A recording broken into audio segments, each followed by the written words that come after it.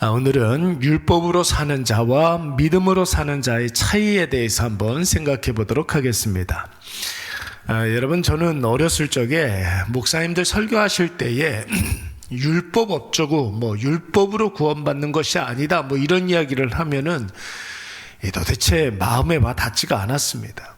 어렸을 적에는 이 율법이 무엇인지도 잘 몰랐지만 율법이 2000년 전에 유대인들이 생명처럼 생각했던 법이라는 사실을 안 이후에는 2000년 전 유대인들의 법 이야기를 현대를 살아가고 있는, 그것도 한국 사회에 살고 있는 성도들과 무슨 상관이 있다고 목사님들 왜 저렇게 열심히 말씀을 하시나 이런 생각을 좀 많이 했었습니다.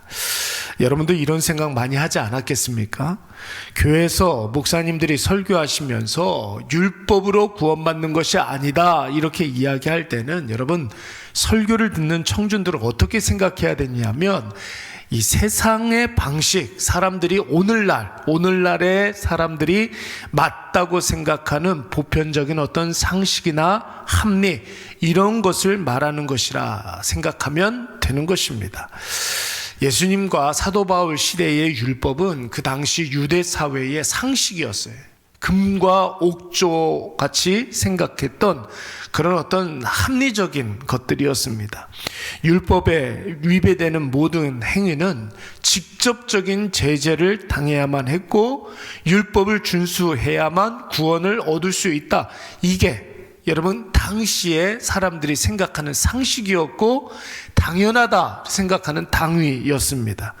당시 유대인들이 섬기는 율법은 여러분 두 가지였어요. 하나는 성문율법이었고, 그러니까 앞에 보시는 대로 모세오경을 말하는 겁니다. 창세기부터 여러분 신명기까지의 말씀, 모세오경이 바로 성문법이었고, 또 다른 하나는 구전율법이었습니다. 여러분, 구전율법이라는 것은 후대에 성문율법, 모세오경을 잘 지키기 위해서 부수적인 사항 등을 조항들이라고 이야기할 수 있겠죠. 후대의 랍비들이 정해놓은 율법 해설서, 이렇게 이야기할 수가 있습니다. 구약 시대의 율법이다, 어떤 주의 규례다, 주의 법이다. 시편에 이런 말씀이 굉장히 많이 나오는데, 구약 시대의 율법 하면은 여러분 모세오경을 이야기하는 겁니다. 하나님께서 직접 허락해 주신, 모세의 두 돌판에다가 새겨주신 그 율법을 이야기하는 것이고, 예수님 시대의 율법이라는 것은 주로 모세오경의 말씀을 잘 지키도록 사람들이 만들어 놓은 율법 지침서, 율법의 조항들, 이런 것들을 이야기하는 것입니다. 그러니까 이를테면 11조는 어디까지 해야 되는가, 쌀을 몇 섬을 우리가 걷어들였으면 여기에서 알맹이를 몇 가지를 이렇게 세 가지고 거기에 10분의 1을 해야 된다, 이런 조항들을 말하는 거예요. 구체적으로 사람들이 꼭 그렇게 해야만 된다 이렇게 생각하는 거. 금식을 하려면 일주일에 몇 번 정도는 해야 되는데 몇 시부터 몇 시까지 안 먹는 것이 금식이다. 혹은 무엇을 먹을 때 손을 씻어야 되는데 정결례라고 하지 않습니까? 그러니까 우리로 치면은 500원 이하의 짜리를 먹을 때는 손을 씻지 않아도 된다. 5,000원짜리 이상 먹을 때에는 손을 반드시 씻어야 된다. 이런 조항들은 여러분 모세오경에 없는 이야기들인데 후대의 랍비들이 만들어 놓은 조항들이었습니다. 시간이 흐르면서 모세오경과는 전혀 상관없는 사람들이 만들어 놓은 그 조문들이 많이 생겨나게 되었고, 그 율법의 조문들을 만들어 놓은 그 기득권 세력은 일반 백성들에게 이 율법의 조항을 철저히 지키지 않으면 구원받지 못하고 지옥불에 떨어진다, 이렇게 가르쳤던 것입니다. 그래서 여러분 최종적으로 율법의 조항을 613개로 구분을 하게 됩니다. 613개의 율법의 조항을 지켜야 천국 간다, 이렇게 가르쳤던 거죠. 뭐뭐하지 말아라, 뭐뭐하지 말아라, 그게 365개. 그리고 뭐뭐 꼭 해야 된다, 필수 조항이 248개. 여러분, 왜 248개고 365개겠습니까? 248개, 그때 당시에 사람들은 사람 신체를 구성하고 있는 모든 부위, 기관들이 248개 정도 된다라고 생각했어요. 그러니까 눈, 코, 입, 벌써 이렇게 3개잖아요. 귀 4개. 이런 모든 신체의 기관들이 248개다. 그러니까 우리가 움직일 때마다 이 율법을 지켜야 된다. 365는 뭐겠습니까? 1년의 날수에 매일같이 매 순간마다 그렇게 지켜야 된다는 식으로 613개의 조항들이 있었던 것입니다. 여러분, 오늘날에는 어떻습니까? 이스라엘에 사는 유대인들이라면 모를까, 혹은 캐톨릭의 전통을 수호하려는 사람들이라면 모를까, 오늘날 전 세계 수많은 기독교인들이 유대인의 율법을 지키기 위해서 온갖 노력을 다하고 일상생활이 안 될 정도로 마음을 쏟거나 그런 일은 별로 없습니다. 유대인들이나 여러분 안식일에는 엘리베이터 버튼도 안 누르고 그런 사람들이지. 오늘날에 누가 이렇게 율법을 지키려고 하겠습니까? 그러니까 바울이 이야기하는 율법으로 구원받는 것이 아니다라는 것은 오늘을 살아가는 현대의 그리스도인들에게 다른 방식으로 설명할 필요가 좀 있는 거예요. 여러분, 오늘날 보편 타당한 삶의 기준 무엇입니까? 이걸 안 하면 사람 구실 못한다 하는 일들, 그런 거 있지 않습니까? 그걸 꼭 지켜야 된다 이렇게 생각하는 것들, 어떤 분들은 그래도 고등학교는 나와야지, 대학은 나와야지, 이렇게 자기가 생각하는 그런 어떤 기준들이 있을 거 아니에요. 배울 만큼 배워야 한다, 가방끈을 중요하게 생각하는 사람들이, 이게 바로 2000년 전에 율법과 비슷한 어떤 생각들, 자기 생각들. 어떤 분들은 자기 소유의 자산이 좀 있어야 그래도 사는 것처럼 산다고 생각하는 분들이 있어요. 그래서 통장에 어느 정도, 이 정도는 있어야 사람 굿이라고 산다 하는 그런 거 있잖아요. 여러분, 어떤 사람은 번듯한 직장이 있어야 한다고 생각하고 끊임없이 자기 개발을 해야 된다고 생각하고, 자기 몸값을 올리기 위해서는 이런 노력을 해야 되고 저런 노력을 해야 된다라고 생각하는 것들, 그래도 운동은 해야지 이렇게 생각하는 것들, 취미생활 몇 가지는 좀 있어야지, 인간관계, 노후 설계, 내 집 마련, 가족관계, 여러분 이런 것들을 오늘날 현대인의 기준으로 세워놓고 그 선에 미치지 못하는 사람에 대해서는 뭐 이렇게 수준 낮은 사람처럼, 현대에 이렇게 좀 도태된 사람처럼 낙인 찍어놓고, 이런 것들이 여러분 오늘날의 현대 율법주의다 이렇게 이야기할 수가 있는 것입니다. 여러분, 이런 모든 것들이 다 오늘 본문에서 사도 바울이 말하는 율법 준수예요. 10절 말씀을 보시면은 율법을 지키면 지킬수록 자신의 부족함, 자신의 연약함이 적나라하게 드러난다고 하지 않았습니까? 그렇잖아요, 여러분.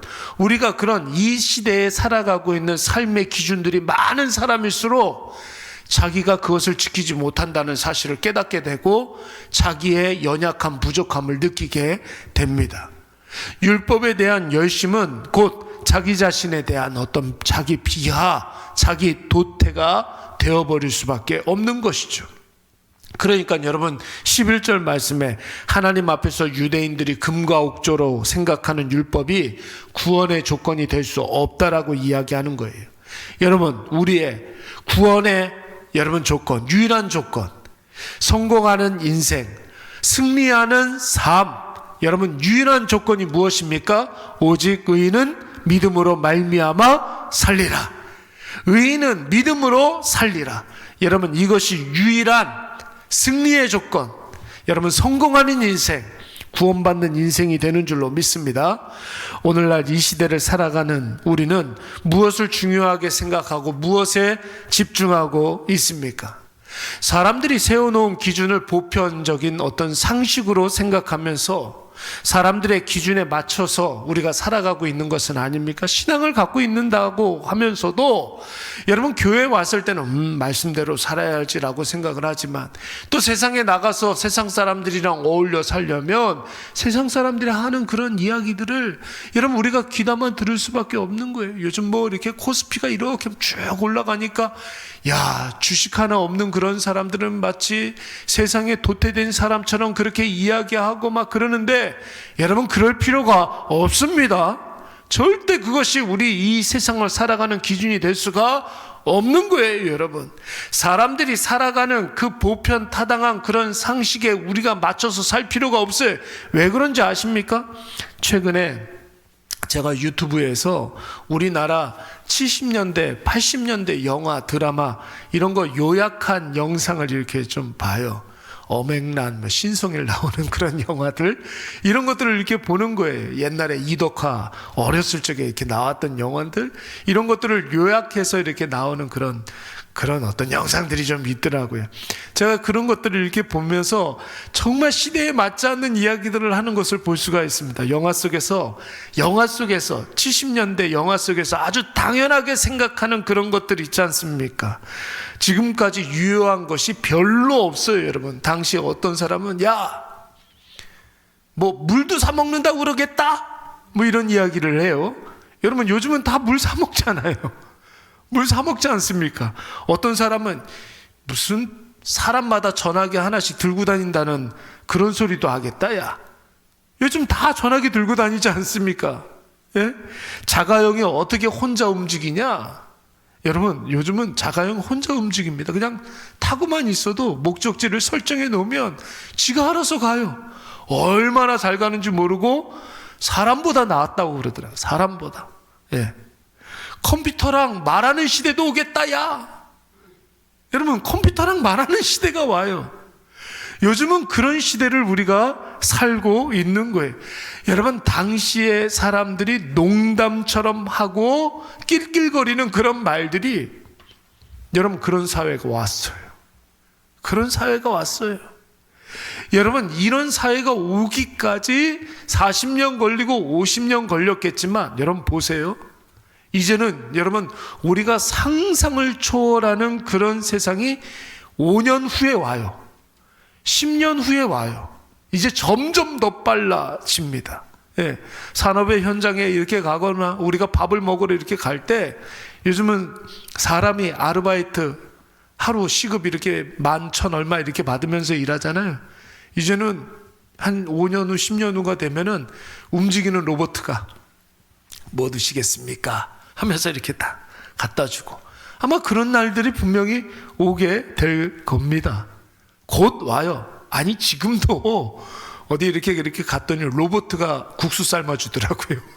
로봇가 국수 삶아주는 그런 일들, 로봇가 커피 빼서 이렇게 주더라고요.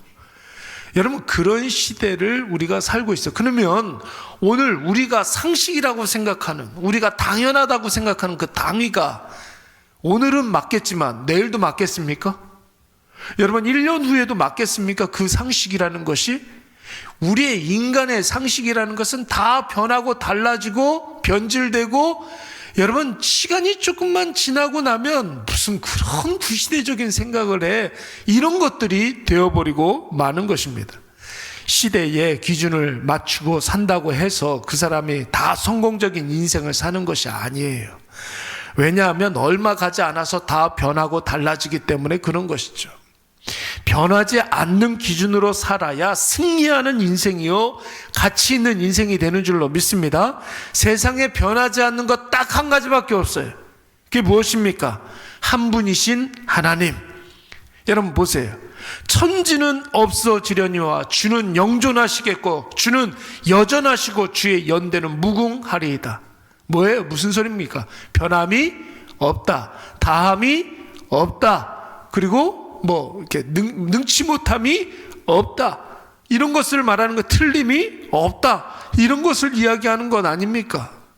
주님의 말씀은 또 뭐라고 그랬습니까? 푸른 마르고 시드나 우리 하나님의 말씀은 어떻게? 영원히 서리라. 변하지 않는다는 거예요. 그 변하지 않는 가치를 가지고 살아야 여러분 승리하는 인생, 구원받는 인생이 되는 것이죠. 성자 하나님 예수 그리스도의 십자가 어떻습니까? 예수 그리스도는 어제나 오늘이나 영원토록 동일하니라. 과거에도 오늘날에도 앞으로도 변하지 않는 가치, 예수 그리스도 우리의 생명 되시고 우리에게 영생을 주시고 구원을 주신다는 이 진리는 여러분 절대로 변하지 않습니다. 오늘날 변하지 않는 기준에 우리의 전 인격에 온 일생에 분명히 자리하고 있어야 될 줄로 믿습니다. 오직 믿음만이 우리가 구원을 얻을 수 있는 것입니다. 그 방법만이 하나님이 우리에게 제시하신 유일하신 구원으로 가는 길인 줄로 믿습니다. 우리 잠깐